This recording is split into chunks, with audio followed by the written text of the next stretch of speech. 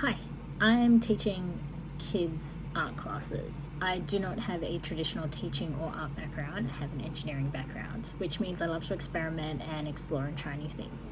So I thought I'd document the process of putting together the lesson plan for today, which is going to be maps. Because I think some of you guys might enjoy seeing what they're up to and how it all comes together. So let's start experimenting.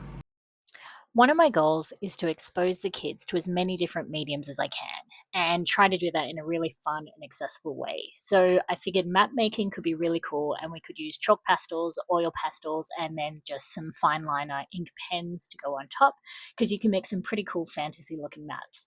So I really like the whole idea of being able to rip up paper and then use the chalk pastels and then use the oil pastels and then whatever other materials we had around. After that, my goal was details, and it was really details with being able to use labels to label things and fine liner pens to add things like paths and houses. And I wanted them to kind of be creative with it. So I had like a lake of lost things and the cliffs of learning and the hills of responsibility, just fun things to kind of make them laugh a little and reflect a bit on their own self and personality and things they thought they could put into a map. So this is what it ended up looking like. So this was their demo for them. And I also did a demo for them in class. And then here's what they came up with. I think they did really well. They all fully embraced being able to rip up paper and get those different shapes. And I think it helped loosen them up because then there was less pressure because it's just whatever shape the paper came up with.